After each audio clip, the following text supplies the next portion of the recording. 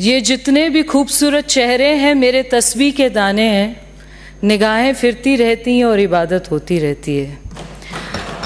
मान्यवर अध्यक्ष जी, आपका बहुत धन्यवाद करना चाहती हूँ कि मांग संख्या 29, 37 और 47 पर आपने आज मुझे अपने विचार रखने का अवसर दिया है।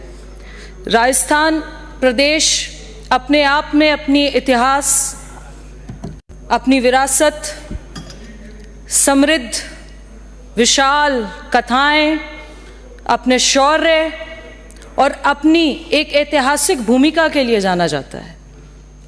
आज इस सदन में जब हम बात रख रहे हैं, जो हिंदुस्तान का मरकज़ है, 3 ऐसे विषय जो हिंदुस्तान के मरकज़ में अपनी बहुत बड़ी भूमिका देते हैं: चिकित्सा, आस्था और गौ माता।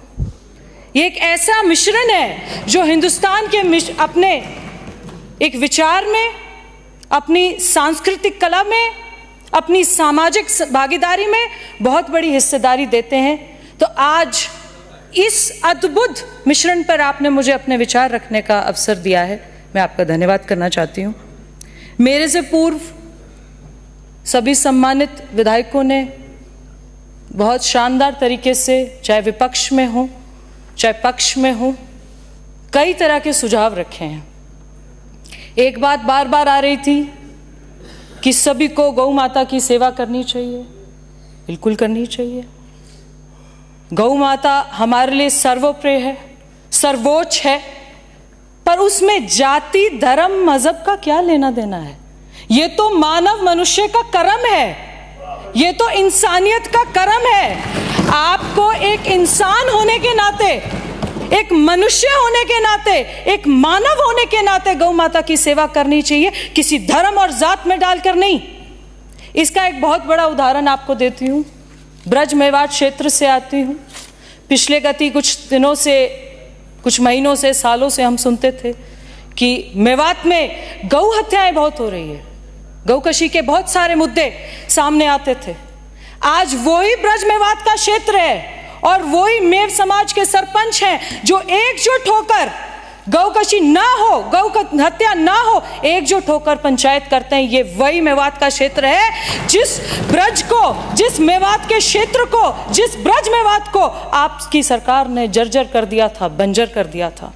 आज वहीं के लोग रहने वाले एक होकर ये कहते हैं कि इस इलाके में गौकशी नहीं होनी चाहिए, गौ हत्या नहीं होनी चाहिए। सर्वधर्म एक होकर गौ माता की पूजा करे, इबादत करे, जिस तरीके से भी चले। मेरे से पूर्व बहुत सारे विधायकों ने हर तरह की बात रखी। जब देवभूमि की बात आती है, देवस्थान की बात आती है, तो ब्रज का नाम अपने आप सामने प्रकट हो जाता है। जो कामा नगरी है वो 4 युगों की नगरी है। 84 कोस, 84 मंदिर, 84 कुंड, 84 खंबे एकजुट होकर ऐसी नगरी है जिसका एक संरक्षण मेवात अपनी तहजीब और संस्कार से भी करता है। जैसे कि हम देखते हैं कि जो देवस्थान विभाग है, एक अध्यक्ष जी, आपके माध्यम से माननीय मुख्यमंत्री जी का धन्यवाद करना चाहती हूं कि इस सदन में तकरीबन 15 साल बाद देवस्थान विभाग की मांग रखी गई है। 15 साल बाद ये हमारी सरकार का, माननीय मुख्यमंत्री जी का एक विजन है, एक डिजिटल इंडिया में इंक्लूड करने का विजन है कि जहां पर 15 साल बाद देवस्थान विभाग, जो इतना राजस्थान प्रदेश के लिए इतना महत्वपूर्ण विभाग है, जहां राजस्थान की धरती पर, इस जमीन पर इतने मंदिरों की, इतने देवालयों की हम बात करते हैं और 15 साल से उसकी मांग इस सदन में नहीं रखी गई, तो ये आप हमारी गत सरकार की विचार को इन्हीं बातों से समझ लीजिए। जितने रजवाड़े शासक रहे, उन्होंने जो मंदिर बनाए, आज़ादी से पूर्व जो मंदिर बने, सभी की रखरखाव, देखभाल, उनकी मलकियत की खैर मकदम करना, खिदमत करना देवस्थान विभाग का बहुत बड़ा कार्यभार है। देवस्थान विभाग की एक अपना बहुत व्यापक रूप में वो अपने आप को पेश करता है।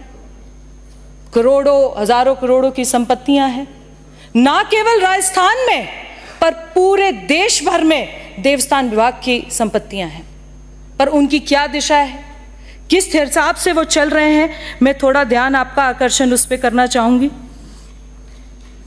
जैसे जयपुर घराना, जो जयपुर घराना के मंदिर हैं जो वृंदावन में हैं, उनके पास बहुत ज़मीन है, उस पर अतिक्रमण हुआ है।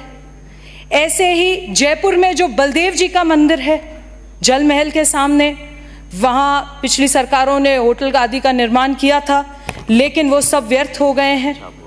गलता के कॉरिडोर का निर्माण महाकाल और विश्वनाथ के तर्ज पे किया जा सकता है। जोधपुर में राय रणछोड़ भगवान का मंदिर है, उसकी संपत्ति, यहाँ बहुत सारे विकास कार्यों की संभावनाएं हैं। गुजरात के द्वारका धाम में बीकानेर राजघराने का मंदिर है, उसका पुनर्निर्माण करवा के उससे आप अच्छी आय देख सकते हैं, एक उदाहरण पेश कर सकते हैं। उसी प्रकार से उत्तराखंड में उत्तराकाशी का मंदिर है, वहाँ पर सभी अन्य असामाजिक तत्वों ने कब्जे कर रखे हैं, अतिक्रमण कर रखे हैं। मैं माननीय अध्यक्ष जी आपके माध्यम से एक यहाँ पर बहुत बड़ी बात रखना चाहती हूँ कि तकरीबन 7200 हेक्टेयर कृषि भूमि देवस्थान विभाग के अधीन मंदिरों में है, जिन पर आधे से ज्यादा हेक्टेयर पे अतिक्रमण हुआ है। भूमाफिया उन पे अतिक्रमण करते हैं। जो विभाग के अधिकारी है उनकी उदासीनता के कारण वहां पर किसी भी तरह का कोई भी कब्जा मुक्त कराने की कोई भी विशेष ध्यान नहीं दिया जाता। मैं आपके माध्यम से इस मुद्दे को आपके सामने इस सदन में रखना चाहती हूँ। उसके साथ साथ ऐसी कई सारी भूमियां हैं, ऐसे कई सारे देवस्थान के विभाग के मंदिर हैं जहां पर पुजारी वंशागुणत सेवा करते हैं, और मंदिरों की कृषि भूमि के साथ ही पुजारियों को जागीरी भूमि प्रदान की गई थी, जिस पर पुजारी अपने गुजारे के लिए खेती करते हैं। उनको पुजारी किराए पे वे गिरवी पे नहीं दे सकते, ना कि बेचैन कर सकते हैं। देवस्थान विभाग की कृषि और चारागाह की भूमियों में से काफ़ी भूमियों का नामांतरण पुजारियों और अतिक्रमियों के नाम पे करवाया हुआ है। मेरी आपके माध्यम से ये एक अपील है कि जितनी भी वो अतिक्रमण हुए हैं, भूमाफियों ने अतिक्रमण किया गया है, उन पर तुरंत कार्रवाई होनी चाहिए, उनको वहाँ से कब्जा हटाने की मांग रखती हूँ। मैं इस सदन में अपने ब्रज क्षेत्र से जो हमारे 84 मंदिर हैं, 84 खंबे हैं, 84 कोस है, वहाँ पर कामा कॉरिडोर के तहत एक विकास की बात रखने की यहाँ पर बात रखती हूँ। हमारे यहाँ पर पंचम पीठाश्वर गोकाकुल चंद्रमा मंदिर है, साथ साथ सत्यम पीठाश्वर मदन मोहन मंदिर है, नरसिंह भगवान का मंदिर है। इनको देवस्थान विभाग के तहत इनका विकास किया जाए, इनके आगे इनकी वृद्धि की जाए, ये मैं आपसे डिमांड रखती हूँ। साथ में ही ये डिजिटल इंडिया का युग है।